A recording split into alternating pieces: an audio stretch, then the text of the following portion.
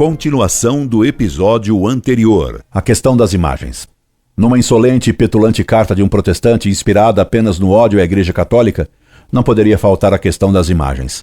Não importa que a acusação protestante tenha sido refutada 1000 vezes, inclusive com citações bíblicas.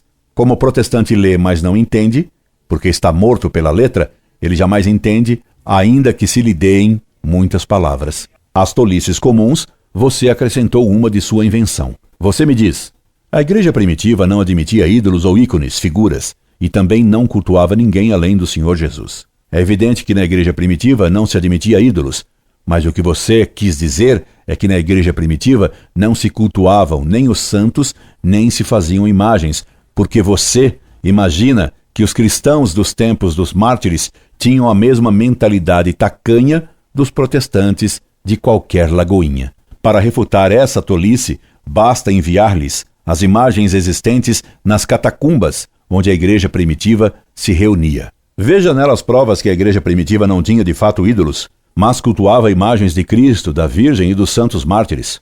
E agora, Saul? Como fica seu argumento furado de que na igreja primitiva não se cultuavam os santos, nem se faziam imagens? Mas será que a evidência vai convencê-lo?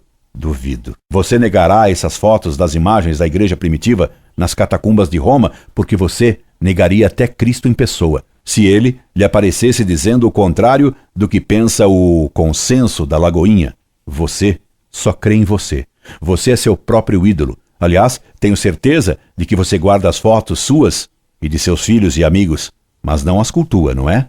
Você só se cultua no templo escondido de seu coração. Você mesmo, teimoso Saul, certamente já leu, porque já lhe escrevi sobre isso, e ficou tomado de fúria, como seu homônico bíblico, as refutações dessa tolice protestante no site Monfort. Releia o que já escrevi sobre as imagens e o que diz a Bíblia sobre elas. Quanto a Maria Santíssima ser a mediadora de todas as graças, isso também decorre da Escritura e da tradição. Evidentemente, Cristo é o único mediador absolutamente necessário de nossa redenção, porque só ele, sendo Deus e homem, poderia ter méritos infinitos para pagar a dívida infinita do pecado de Adão. Entretanto, ele quis vir nos redimir por meio de Nossa Senhora. Ele poderia ter vindo ao mundo de qualquer outro modo, poderia ter escolhido qualquer outro meio. Escolheu a Virgem Maria. Por isso, você tem razão ao escrever. Maria foi um instrumento para que Jesus fosse gerado em seu ventre. Foi então por meio da Virgem Maria que nos vieram todas as graças. E quem é meio, é mediador. Maria é mediadora secundária por mediação hipotética, isso é, mediadora porque Deus quis, foi sua vontade, vir a nós por meio de Maria. Por isso ela é, por vontade de Deus, a mediadora de todas as graças. Assim se lê em São Lucas. Aconteceu que, apenas Isabel ouviu a saudação de Maria, o menino saltou em seu ventre, e Isabel ficou cheia do Espírito Santo. Lucas capítulo 1, versículo 41. Repare que com o Senhor, Saul, acontece o contrário. Basta ouvir a saudação de Maria, você não fica cheio do Espírito Santo, mas sim cheio de furor contra a Virgem Maria. Qual será então o espírito que enfurece Saul? Medite bem nisso, mas não é difícil de descobrir. E prossegue o Evangelho de São Lucas dizendo: exclamou ela, Isabel, em alta voz e disse: bendita és tu entre as mulheres, e bendito é o fruto do teu ventre. De onde me vem a dita que a mãe do meu Senhor venha ter comigo? Porque logo que a voz de tua saudação chegou aos meus ouvidos, o menino saltou de alegria no meu ventre. Bem-aventurada a que acreditou, porque hão de cumprir-se as coisas que da parte do Senhor te foram ditas. Lucas capítulo 1, versículos de 42 a 45. E o Senhor me vem com a ideia genial de que, se Maria é dita bendita entre todas as mulheres, ela não está acima das mulheres. Oh, genial Saul! De onde lhe vem tanta genialidade? É claro que pela natureza, Maria, mesmo sendo mãe de Deus, continua sendo uma simples mulher.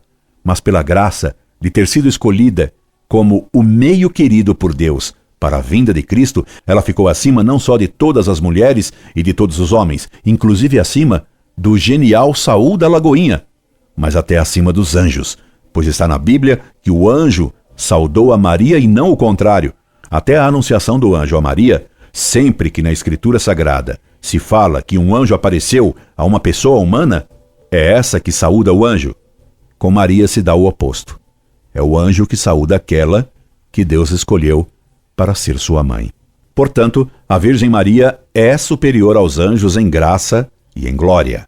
Estrebuche dentro de furor, ó Saul, com essa glorificação da Virgem Maria, Mãe de Deus.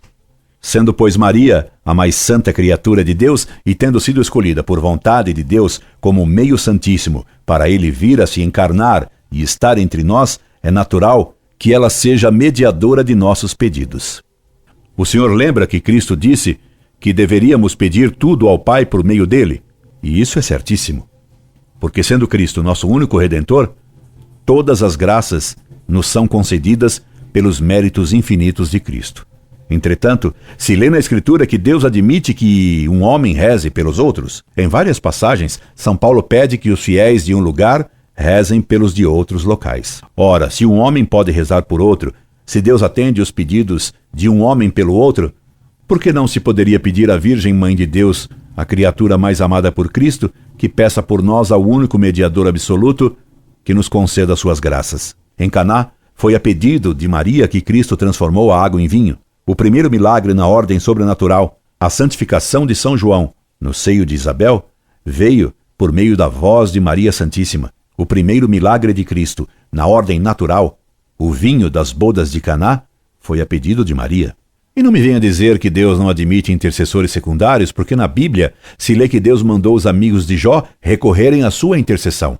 Tomai, pois, 7 touros e 7 carneiros, ide a meu servo Jó, e oferecei um holocausto por vós. E o meu servo Jó orará por vós.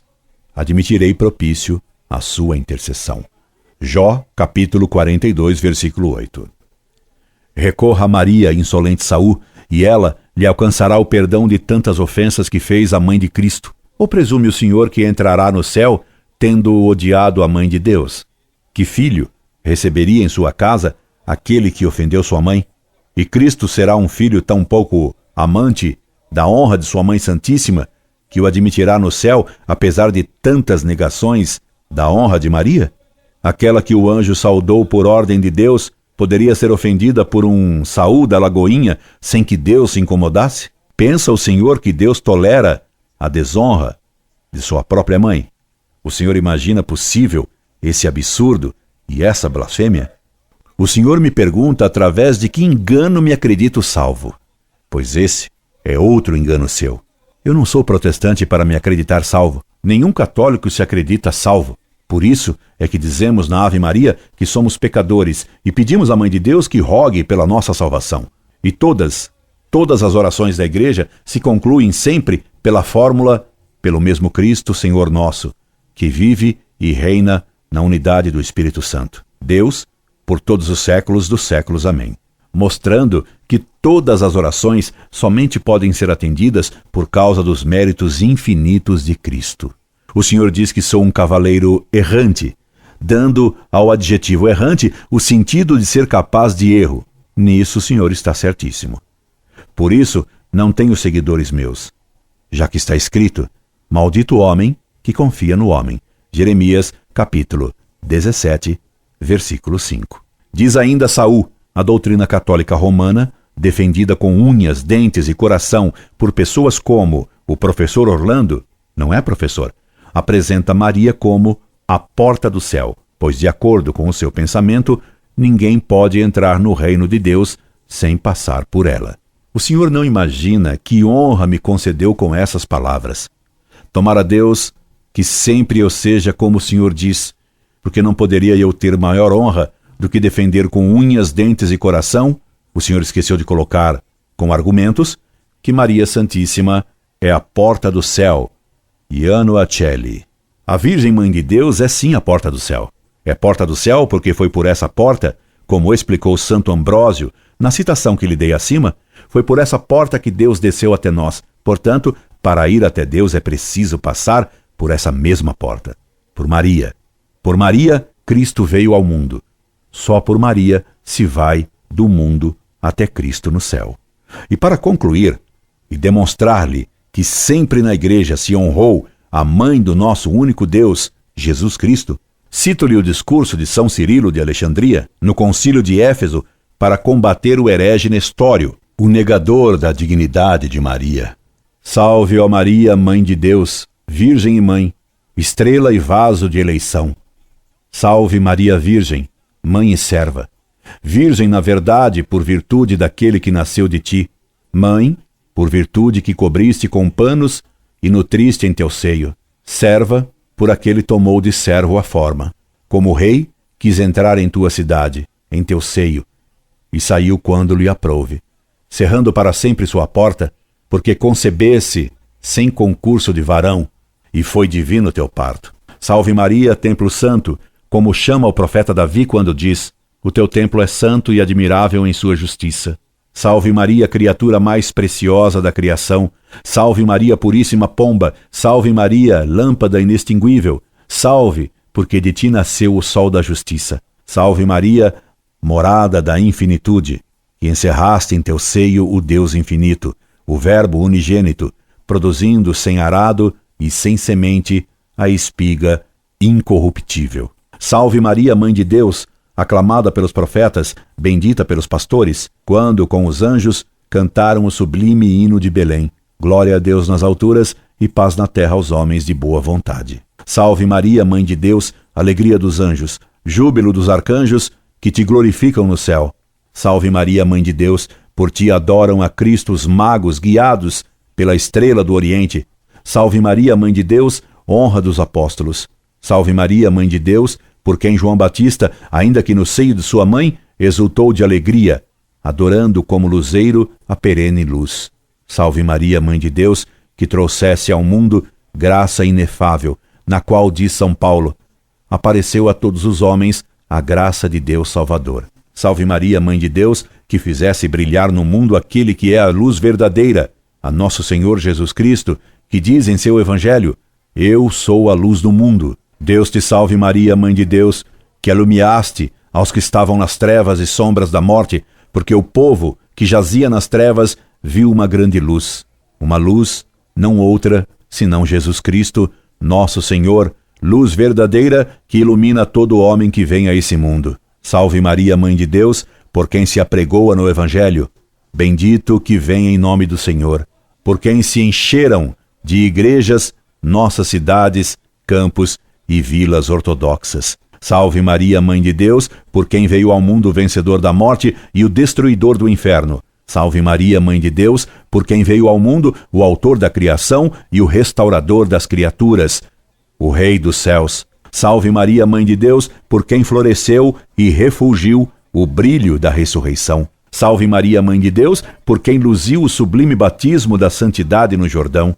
Salve Maria, Mãe de Deus, por quem o Jordão e o Batista foram santificados e o demônio foi destronado. Salve Maria, Mãe de Deus, por quem é salvo todo espírito fiel. São Cirilo de Alexandria, Antologia dos Santos Padres. Editora Paulina, São Paulo, 1973, páginas 389, 390. Que Deus e a Santíssima Virgem tenham piedade do Senhor, pobre herege e blasfemador. Orlando Fedeli.